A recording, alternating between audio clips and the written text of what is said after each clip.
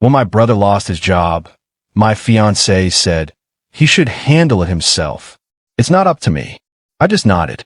Later, when her dad asked me for a loan, I replied the exact same way.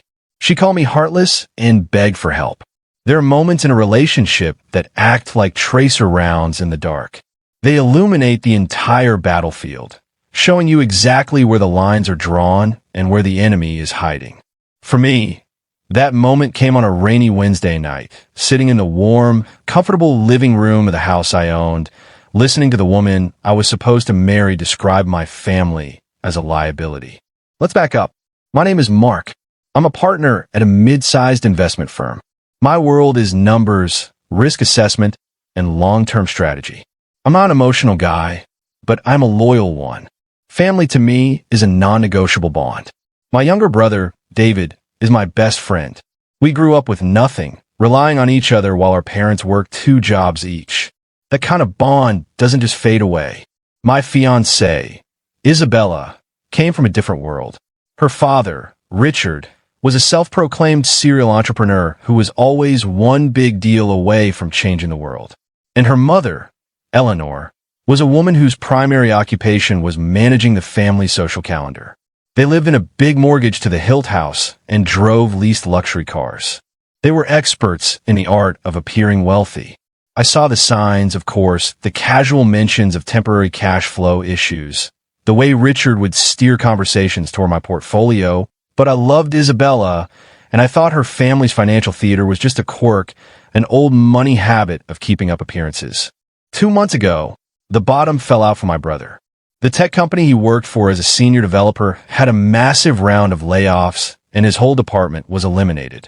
It was a brutal, no-warning situation. He has a wife, Sarah, and 2 young kids. Their whole life was built around that income. David called me the day it happened, his voice hollow with shock. He wasn't asking for a handout, just for advice. He was terrified. That night, I brought it up with Isabella. We were in the kitchen, and I was making dinner. I laid out the situation, David's job loss, his mortgage, the kids. I told her I was thinking of helping them out, maybe covering their mortgage payments for a few months to give them some breathing room. While David looked for a new job, I expected empathy, support, a discussion. What I got was a cold, hard wall of indifference. She didn't even look up from her phone, where she was scrolling through pictures of wedding venues. That sounds stressful for him, she said, her tone flat and dismissive. It is, I said, pressing the issue. I think we should help. We can easily afford it. She finally looked at me, a flicker of annoyance in her eyes. Mark, why is that a problem? He's a grown man with a family. He needs to stand on his own 2 feet. I was taken aback by the callousness. He just lost his job? Is he? He's not asking for a handout. He's in a crisis. This is what family does. No, she said, her voice sharp and final. This is what your family does. My family handles their own affairs. We have a wedding to pay for a honeymoon. We can't be bailing out your brother every time he hits a rough patch. Tell him to figure it out. It's not my responsibility. And there was the tracer round. In that one cold sentence, she showed me everything I needed to see. My family was a line item on a budget, a potential drain on the resources she considered hers. Her family, with their endless financial drama, was a noble cause. Mine was a burden. I didn't argue. I didn't raise my voice. A profound and chilling clarity washed over me. The woman I was about to marry had just failed the most important test of her life. The engagement in my mind was over. The wedding was a fiction. The only thing left to do was to manage the fallout and make sure she understood in the clearest possible terms the true meaning of the words, "not my responsibility." I just nodded. "You're right," I said, my voice calm. "It's not your responsibility." She gave me a satisfied smile and went back to her phone, convinced she had won the argument. She had no idea she had just lost everything. Update 1. The weeks following that conversation were a quiet, methodical preparation for a war Isabella didn't even know was coming. On the surface, I was the perfect fiancé. I feigned agreement with her on everything.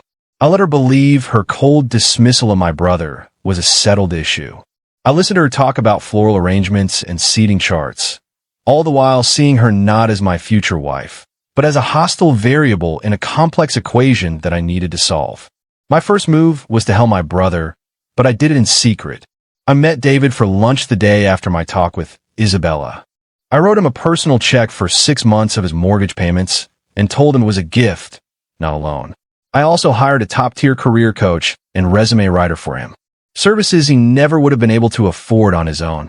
I told him to tell no one, especially not Isabella. I framed it as not wanting to cause any drama before the wedding. He was grateful and agreed. My next move was a deep dive into the financial labyrinth of Isabella's family. I was an investment analyst. Digging through financial statements was second nature to me. I started with public records. Richard's history was a graveyard of failed LLCs and small claims court judgments. He had a pattern. Start a flashy new venture with investor money, pay himself a huge salary, run the company into the ground, and then declare bankruptcy, leaving his investors with nothing. Then I looked at our own finances. Isabella had a habit of making emergency transfers from our joint savings account to her personal account. They were never large amounts, usually just a few hundred at a time, but they were consistent. When I cross-referenced the dates of these transfers with her phone records, yes, I did a full audit of our shared phone plan. I found they always coincided with frantic calls and texts from her father. She wasn't just apathetic to my family's struggles. She was actively using my money to subsidize her own family's financial irresponsibility. The final piece of the puzzle fell into place when I did a credit check. I had a premium credit monitoring service that allowed me to view the activity on accounts where I was the primary holder. Isabella was an authorized user on my main Amex card. I noticed a series of large payments to a single vendor I didn't recognize, a company called Prestige Event Solutions. A little digging revealed it was the parent company of the ultra-exclusive country club, where her parents were members. She had been using my credit card to pay her parents' membership dues for the last 6 months, disguising them under a vague corporate name. The deception was breathtaking in its scope. She wasn't just a woman with different values.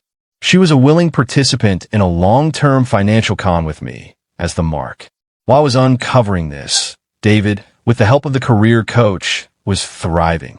He landed 3 interviews in 2 weeks. A month after being laid off, he accepted a new position as a director of engineering at a more stable company with a 20% raise and a signing bonus. When he told me the good news, the relief in his voice was overwhelming. He tried to pay me back the money I had given him, but I refused. I told him to put it towards his kids' college funds. I let Isabella know that David had found a new job. Her reaction was a smug, self-satisfied nod. "See," she said, as if this proved her point. He figured out. It's always better to let people handle their own problems. The irony was so thick, I could have cut it with a knife. With the evidence I needed in hand and my brother safely on his feet, I moved to the final phase of my plan. I knew the ask was coming. Richard's latest venture, some half-baked import-export scheme, was imploding. The panic calls to Isabella were becoming more frequent. It was only a matter of time before they turned to me. I didn't have to wait long. Isabella came to me one evening. Her expression, a carefully crafted mask of concern. She told me her father was facing a temporary setback and needed a bridge loan to secure a big contract that would make everything right. She was asking for $50,000. I listened patiently. I asked to see the business plan, the financials, the contract. She produced a glossy GovMac, professionally printed brochure that was full of buzzwords and projections, but contained zero actual substance. It was the kind of proposal you give to a fool. "I'll need to think about this," I said, my voice grave. "This is a significant amount of money. I'd like to meet with your father to discuss it in person. Let's have him and your mother over for dinner on Saturday." She beamed, convinced I was taking the bait. "That's a great idea," she said. "Once he explains it to you, you'll see what a huge opportunity this is." Oh, I knew it was a huge opportunity. An opportunity to finally end this charade in the most spectacular and satisfying way possible. Update 2. The Saturday of the dinner party felt like the culmination of a 2-month-long strategic operation. I spent the day preparing not just a meal, but a courtroom-style presentation. I had every piece of evidence organized in a sleek, leather-bound portfolio. The bank statements showing the secret transfers. The credit card bills with the country club payments highlighted. Public records of Richard's failed businesses. It was all there. A detailed and undeniable account of their long-running deception. Isabella was in high spirits, convinced this was the night they would secure their financial future. She bought a new dress for the occasion and spent hours getting ready. Her parents arrived at 7 o'clock sharp, all smiles and expensive cologne. Richard was carrying a bottle of champagne, a man already celebrating a victory he hadn't yet won. Eleanor was already talking about the new summer collection at her favorite boutique. We made it through the appetizers with forced polite small talk. Richard dominated the conversation, of course, with vague pronouncements about the global economy and the importance of disruptive innovation. It was a word salad of corporate jargon designed to sound impressive to people who didn't know any better. Finally, over the main course, he made his move. He launched into his grand pitch, laying out his vision for his failing company. It was a masterclass in delusion, a rambling, incoherent fantasy of international trade and exponential growth. He concluded with a flourish, turning to me with a magnanimous smile. "So, Mark," he said, leaning back in his chair, "as you can see, this isn't just an investment. It's a chance to get in on the ground floor of something truly revolutionary. 50,000 is all we need to unlock the next phase. For family, of course. I'm prepared to offer you a generous 10% stake. 10% of nothing." It was almost insulting in its audacity. Isabella was looking at me, her eyes shining with anticipation. Eleanor was already planning her next shopping spree. I took a slow sip of my wine. I dabbed my mouth with my napkin. Then I looked across the table at Richard. "No," I said. The single word hung in the air, a discordant note in their carefully composed symphony of entitlement. Richard's smile froze. Isabella's jaw dropped. What do you mean, no?" Richard stammered, his composure cracking. I turned my gaze to Isabella. "Tell him to figure it out," I said evenly, my tone calm but cutting. "It's not my responsibility." I was echoing her own words back at her, the same cold dismissal she had used when my brother, a man in real crisis, needed help. Her face went pale as the realization hit. "Mark, don't you dare," she whispered, her voice trembling. "Oh, I dare," I replied, finally letting the anger I had buried for 2 months rise to the surface. I opened the portfolio beside me and slid the first document across the table. A bank statement, her secret transfers to her father highlighted in yellow. "You see, Richard," I said, my voice low and steady, "I'm not a bank. And I'm not a fool.